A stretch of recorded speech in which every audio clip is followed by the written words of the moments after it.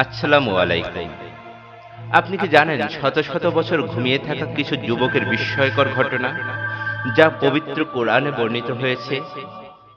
এটি শুধু একটি গল্প নয়, এটি ঈমান, ত্যাগ এবং আল্লাহর অসীম ক্ষমতার এক জীবন্ত নিদর্শন।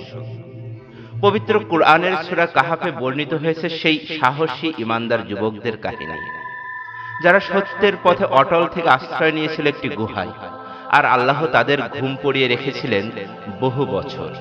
চলুন সরাসরি পবিত্র কোরআনের আলোকে জানি আসহাবে কাহাফের সেই বিস্ময়কর ঘটনা।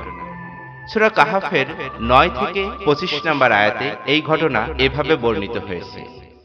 বিসমিল্লাহির রহমানির রহিম। আপনি কি ধারণা করেন যে গুহা ও গর্তের অধিবাসীরা আমার নিদর্শনাবলীর মধ্যে বিস্ময়কর ছিল? যখন যুবকরা পাহাড়ের গুহায় আশ্রয় গ্রহণ করে, তখন তারা দোয়া করে, হে আমাদের পালনকর্তা, আমাদেরকে নিজের কাছ থেকে রহমত দান করুন এবং আমাদের জন্য আমাদের কাজ সঠিকভাবে পূর্ণ করুন। তখন আমি কয়েক বছরের জন্য গুহায় তাদের কানের উপর ঘুমের পর্দা ফেলে দেই। অতঃপর আমি তাদেরকে পুনরুত্থিত করি, একথা জানার জন্য যে দুই দলের মধ্যে কোন দল তাদের অবস্থানকাল সম্পর্কে অধিক নির্ণয় করতে পারে।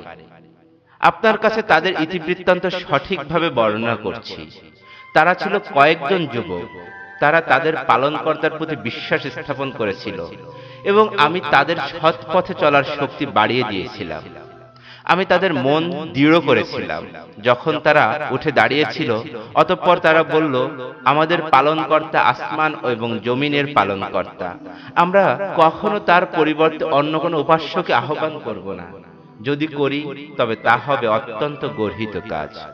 ১৫ নম্বর আয়াতে বলা হয়েছে, এরা আমাদেরই স্বজাতি, এরা তার পরিবর্তন করে, তার চাইতে অধিক গুনাহগার কে হতে পারে?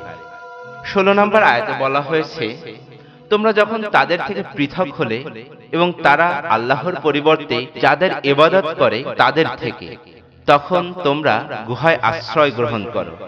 তোমাদের পালনকর্তা তোমাদের জন্য দয়া বিস্তার করবেন এবং তিনি তোমাদের জন্য তোমাদের কাজকর্মকে ফলপ্রসূ করার ব্যবস্থা করবেন।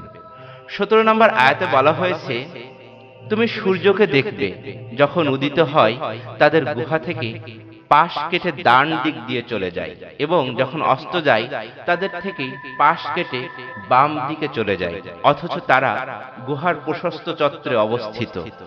এটা আল্লাহর নিদর্শনাবলীর অন্যতম। আল্লাহ যাকে সৎপথে চালান সেই সৎপথ প্রাপ্ত, এবং তিনি যাকে পথভ্রষ্ট করেন আপনি কখনো তার জন্য পথপ্রদর্শনকারী ও সাহায্যকারী পাবেন না। ১৮ নম্বর আয়াতে বলা হয়েছে, তুমি যদি দেখতে তাদের, তাহলে তুমি মনে করতে তারা জাগ্রত অথবা তারা নিদ্রিত। আমি তাদেরকে পার্শ্ব পরিবর্তন করায় ডান দিকে ও বাম দিকে। তাদের কুকুর ছিল সামনের দুটি পা গুহাদ্বারে প্রসারিত করে। যদি তুমি উকি দিয়ে তাদেরকে দেখতে, তবে পিছনে ফিরে পলায়ন করতে এবং ভয়ে আতঙ্কগ্রস্ত হয়ে পড়তে। ১৯ নম্বর আয়াতে এভাবে বলা হয়েছে, আমি এমনই ভাবে তাদেরকে জাগ্রত করলাম যাতে তারা পরস্পর জিজ্ঞাসাবাদ করে। তাদের একজন বলল, তোমরা কতকাল অবস্থান করেছ? তাদের কেউ বলল, একদিন অথবা একদিনের কিছু অংশ অবস্থান করছি। কেউ কেউ বলল, তোমাদের পালনকর্তাই ভালো জানেন তোমরা কতকাল অবস্থান করেছ। এখন তোমাদের একজনকে তোমাদের এই মুদ্রা সহ শহরে প্রেরণ করো, সে যেন দেখে কোন খাদ্য পবিত্র, অতঃপর তা থেকে যেন কিছু খাদ্য নিয়ে আসে তোমাদের জন্য। সে যেন নম্রতা সহকারে যায় এবং কিছুতেই যেন তাদের কাউকে খবর না জানায়। ২০ নম্বর আয়াতে বলা হয়েছে, তারা যদি তোমাদের খবর জানতে পারে তবে পাথর মেরে তোমাদেরকে হত্যা করবে অথবা তোমাদেরকে তাদের ধর্মে ফিরিয়ে নেবে, তাহলে তোমরা কখনোই সাফল্য লাভ করবে না। ২১ নম্বর আয়াতে বলা হয়েছে, এমনই ভাবে আমি তাদের খবর প্রকাশ করে দিলাম যাতে তারা জ্ঞাত হয় যে আল্লাহর ওয়াদা সত্য এবং কিয়ামতে কোনো সন্দেহ নেই। যখন তারা নিজেদের কর্তব্য বিষয়ে পরস্পর বিতর্ক করছিল, তখন তারা বলল, তাদের উপর সৌধ নির্মাণ করো, তাদের পালনকর্তা তাদের বিষয়ে ভালো জানেন।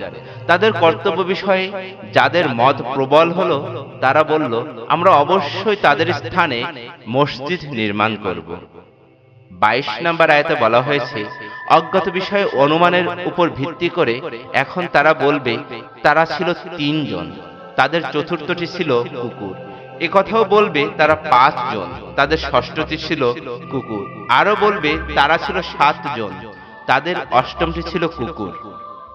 বলুন, আমার পালনকর্তা তাদের সংখ্যা ভালো জানেন, তাদের খবর অল্প লোকই জানে। সাধারণ আলোচনা ছাড়া আপনি তাদের সম্পর্কে বিতর্ক করবেন না এবং তাদের অবস্থা সম্পর্কে তাদের কাউকে জিজ্ঞাসাবাদও করবেন না।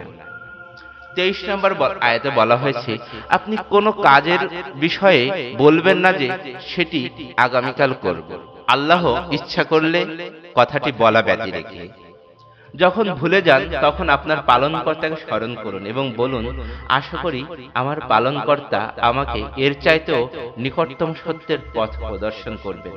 25 নম্বর আয়াতে বলা হয়েছে, তাদের উপর তাদের গুহায় 300 বছর অতিরিক্ত আরো 9 বছর অতিবাহিত হয়েছে। বলুন, তারা কতকাল অবস্থান করেছে আল্লাহই ভালো জানেন। নভমণ্ডল এবং ভূমণ্ডলের অদৃশ্য বিষয়ের জ্ঞান তারই কাছে রয়েছে। তিনি কত চমৎকার দেখেন এবং শোনেন। তিনি ব্যতীত তাদের জন্য কোনো সাহায্যকারী নেই। তিনি কাউকে নিজ কর্তৃত্ব শরীক করেন না। আপনার প্রতি আপনার পালনকর্তার যে কিতাব প্রত্যাদিষ্ট করা হয়েছে তা পাঠ করুন। তার বাক্য পরিবর্তন করার কেউ নাই।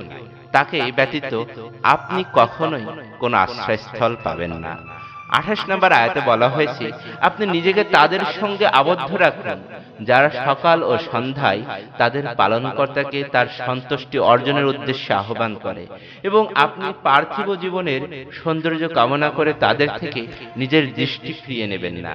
যার মনকে আমার স্মরণ থেকে গাফেল করে দিয়েছি, সে নিজের প্রবৃত্তির অনুসরণ করে এবং যার কার্যকলাপ হচ্ছে সীমা অতিক্রম করা, আপনি তার আনুগত্য করবেন না। 29 নম্বর আয়াতে বলা হয়েছে, বলুন, সত্য তোমাদের পালনকর্তার পক্ষ থেকে আগত, অতএব যার ইচ্ছা বিশ্বাস স্থাপন করুন আর যার ইচ্ছা অমান্য করুন। আমি জালিমদের জন্য অগ্নি প্রস্তুত করে রেখেছি, যার বেষ্টনী তাদেরকে পরিবেষ্টিত করে থাকবে। যদি তারা পানীয় প্রার্থনা করে তবে পূজের ন্যায় পানীয় দেয়া হবে, যা তাদের মুখমণ্ডল দগ্ধ করবে। কত নিকৃষ্ট পানীয় ও খুবই মন্দ আশ্রয়।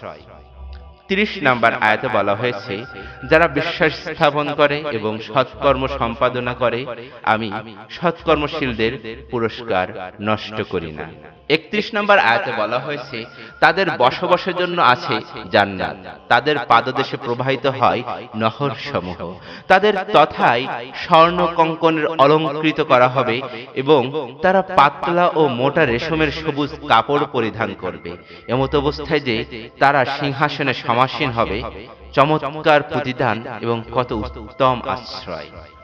পবিত্র কোরআনে বর্ণিত এমন বিভিন্ন ধরনের ঘটনা জানতে আমাদের চ্যানেলটির সাথে থাকুন এবং সাবস্ক্রাইব করে রাখুন।